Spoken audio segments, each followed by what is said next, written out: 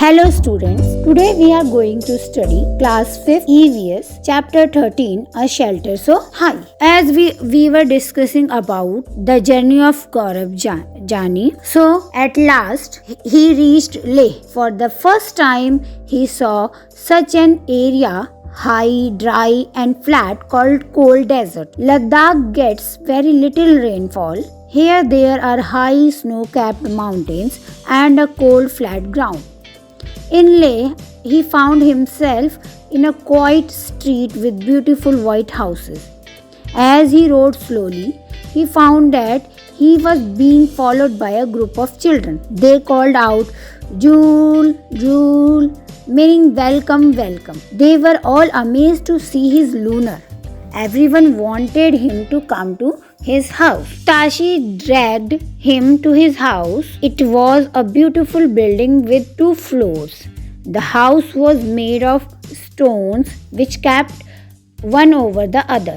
The walls were coated with a thick layer of mud and lime. The house looked like a shed from inside with a lot of hay stored there. He noticed that the ground floor had no windows.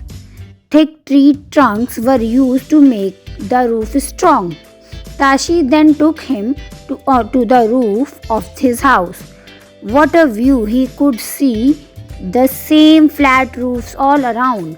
On some red chilies were laid orange pumpkins and golden yellow corn, stacks of paddy, and on some cow dung cakes were laid out to dry. They dry many fruits and vegetables and store them for winters when they do not get fresh fruits and vegetables. Now was the time to climb higher.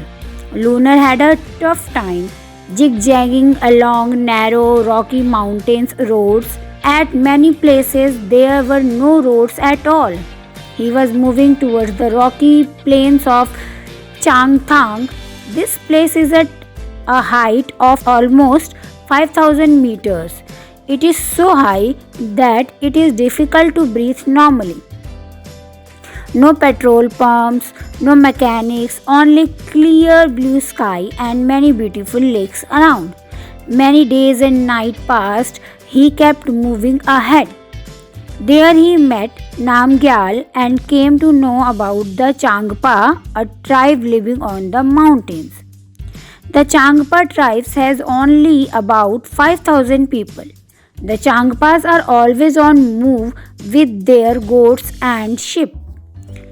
It is from these that they get all they need: milk, meat, skin for tents, and wool for coats and sweaters. Their goats are only their treasures. If a family has more animals, it is considered more rich and important. From these special goats, they get wool for making the world famous Pashmina wool. It is believed that Pashmina shawl is as warm as 6 sweaters. It is very thin yet very warm. The goats from which the soft Pashmina wool is collected are found on very high altitudes of 5,000 meters. In winter, the temperature here drops below 0 degrees Celsius. A coat of warm hair grows on the goat's body which protects it from extreme cold. The goats shed some of their hair in summer. This hair is so fine that 6 of these would be as thick as one hair of yours. The fine hair cannot be woven on machines, and so weavers of Kashmir make these shawls by hands. This is a long and difficult process. After almost 250 hours of weaving, one plain Pashmina shawl is made. Imagine how long it would take to make a shawl with embroidery. Changappas carry everything that they own on their horses and yaks.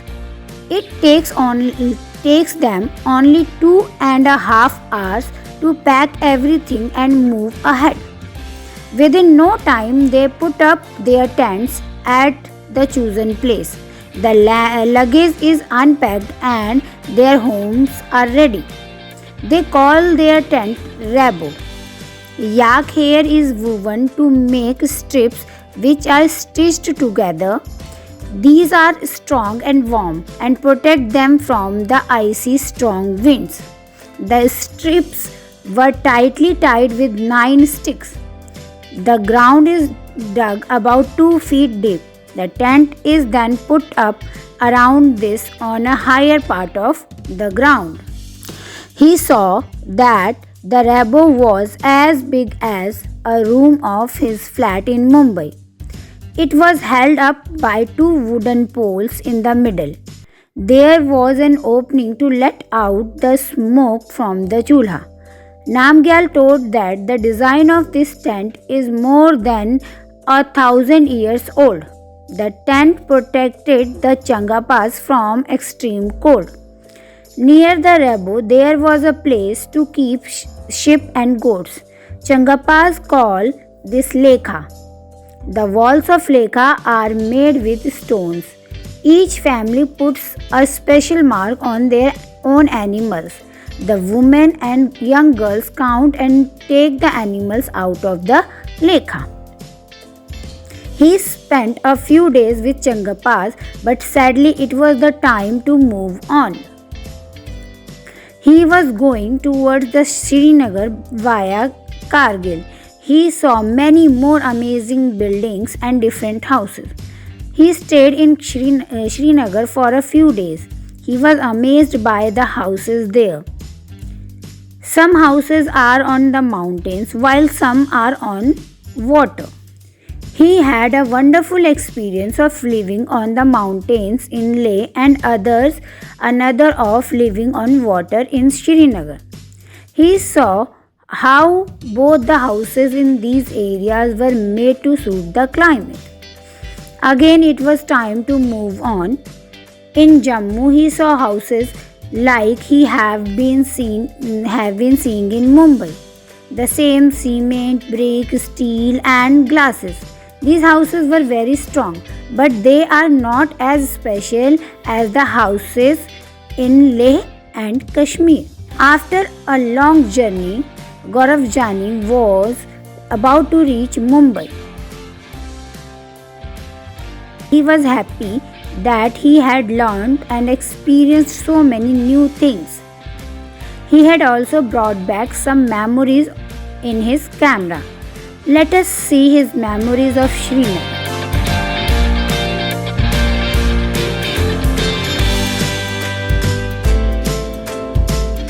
I think students, you have liked the memories of the Gaurav Jani.